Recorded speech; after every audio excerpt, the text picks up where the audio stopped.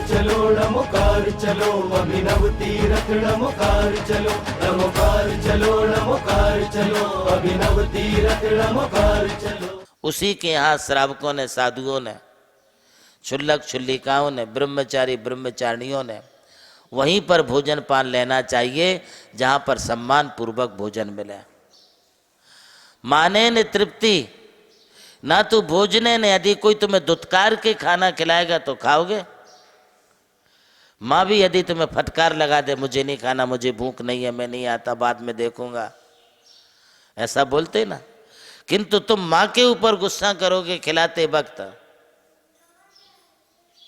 तुझे समझता नहीं, तुझे कुछ आता नहीं। तो जन्म के समय उन्होंने तुम्हारे लिए लालन पालन किया, दूध पिलाया, खिलाया पिलाया, तब तुम्हें समझता था कि उसको समझता था।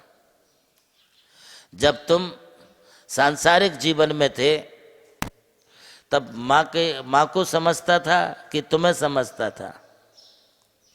तुम क्या खाना चाहते हो वो तुम्हारे लिए नहीं खिलाएंगे, वो क्या खिलाते हैं वो तुम खा लो। डॉक्टर तुम्हारी इच्छानुसार दवाई नहीं देगा, डॉक्टर रोगी के रोग के अनुसार दवाई देगा। साधुओं की इच्छा के अनुसार तुम्हें आहार नहीं लेना चाहिए। मेरी एक इच्छा है, मेरी वो इच्छा है, मुझे ये मिल जाए, मुझे वो मिल जाए, ऐसी इच्छाएं होती ना। साधु को अपनी इच्छा अनुसार ना लेकर के साधु के लिए श्रावक क्या इच्छा अनुसार दे रहा है उसके भाव को भी देखो, उसकी भक्ति को भी देखो, और उसकी भक्ति के अनुसार तुम आहार ले लो। साधु बिना बुलाए जाते नहीं। साधु जब तक पड़गाहन होता नहीं, जब तक साधु का प्रतिग्रह होता नहीं, तब तक भी किसी के घर पर आहार के लिए खड़े होते नहीं। भक्ति से भी बुलाते हैं, भक्ति से तुम्हारा पड़गाहन करते हैं, तुम वहाँ पर पड़क जाओ, भक्ति पूर्वक आहार ले लो। आहार लेना और वापस आ जाना ये साधुओं के लिए, और भगवान बुलाए जाने पर भी किसी के दरवाजे पर जाते नहीं। इसलिए तीर्थंकर प्रभु को, अरिहंत प्रभु को आहार का अभाव है। हाँ, जो आपके मन में शंका आ रही है तो पर उन्हें नैवेद्य क्यों चढ़ाते हैं? आप बता सकते नैवेद्य क्यों चढ़ाते हैं?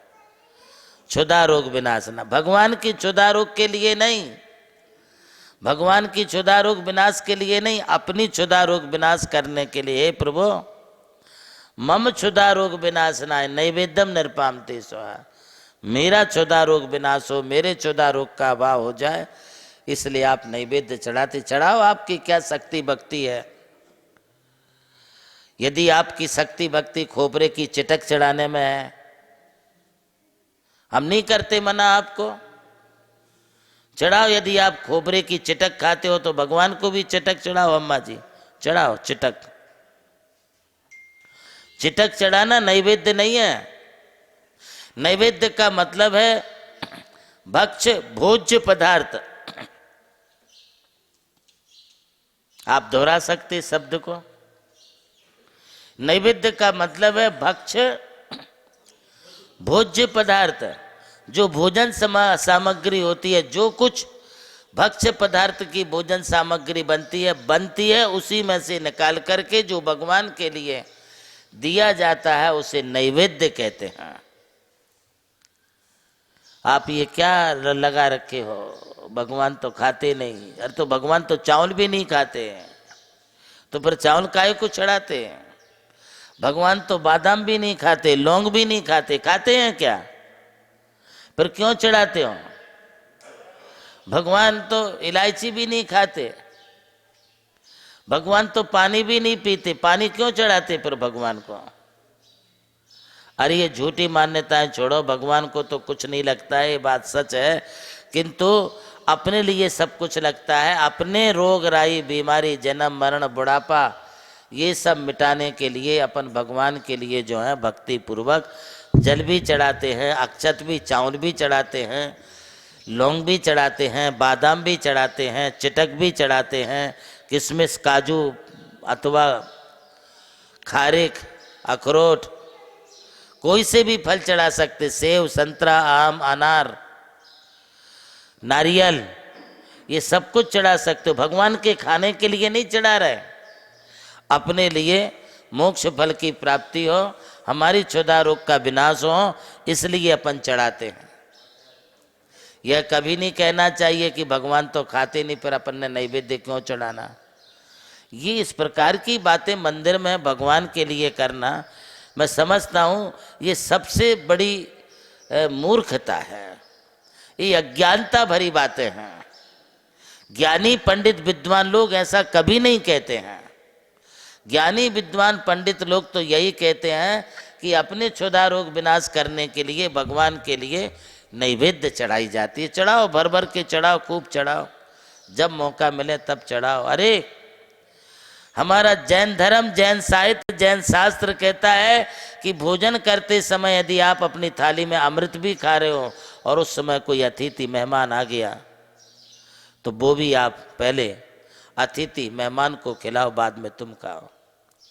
जब मेहमान के लिए अपन पहला देते हैं, पहले देते हैं, तो भगवान के लिए, गुरु के लिए तो उसके पहले देना चाहिए, उसके पहले आपको अर्पित करना चाहिए। भगवान जिनेंद्र देव के लिए भोजन का भाव है, हमारे भी भोजन का भाव हो जाए, इसलिए उनके लिए अपन को नैवेद्य अवश्य चढ़ाना चाहिए। एक अतिशयों में ये अतिशय है, भगवान कभी भूख नहीं लगती, भगवान कभी खाते नहीं, भगवान कभी पीते नहीं, वे सब चीज़ों से रहित होते हैं। आप भगवान की इस वीतरागता को समझें। 18 दोषों से रहित हैं, क्षुत पिपासा आदि से भी रहित हैं, तो इसलिए उनको भोजन का भी अभाव है। और जो भोजन करते भी हमारे भगवान नहीं हैं, जिनको भोग लगाया जाता है, चढ़ाया जाता है, भी हमारे भगवान नहीं है। हमारे भगवान तो जो हैं बिना भोग लगे ही हमेशा संतुष्ट रहते हैं। ऐसे जिनेंद्र भगवान को प्रणाम करके आज के उपदेश को यहीं विराम देता हूँ। और आज आकार ले रहा जहां विश्व का सबसे ऊंचा समोशरंग, सर्वोच्च जहां प्रतिमाएं पंच परमेष्ठियों की हैं मन भावन, है जिसके प्रणेता प्रज्ञा श्रमण आचार्य देव नंदी गुरुवर, आचार्य देव नंदी गुरुवर, जहाँ स्वर्ग उतर आया है तीर्थ रूप में मानो धरती पर, स्वर्ग है उतरा धरती पर, जिस पावन पवित्र भूमि पर खुल रहा पुण्य का द्वार, चलो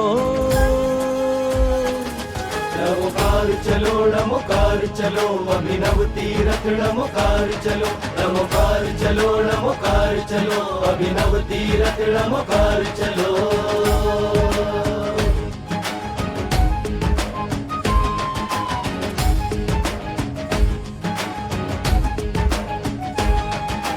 अरिहंतो भगवंत इंद्र महिता, सिद्धाश्च सिद्धीश्वरा, आचार्य जिन शासनोन्नति करा, पूज्य उपाध्याय का, श्री सिद्धांत सुपाठ का मुनिवरा, रत्नत्रया राधिका, पंचैते परमेष्ठिनः प्रतिदिनं कुर्वन्तु ते मङ्गलम्, कुर्वन्तु मे मङ्गलम्, कुर्वन्तु नो मङ्गलम्।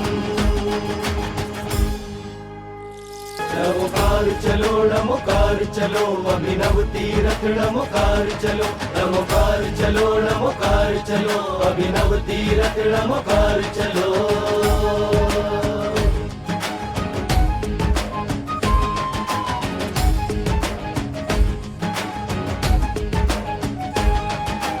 अरिहंतो भगवंत इंद्र महिता, नमोकार चलो, नमोकार चलो, अभिनव तीरथ नमोकार चलो, नमोकार चलो, नमोकार चलो, अभिनव तीरथ नमोकार चलो।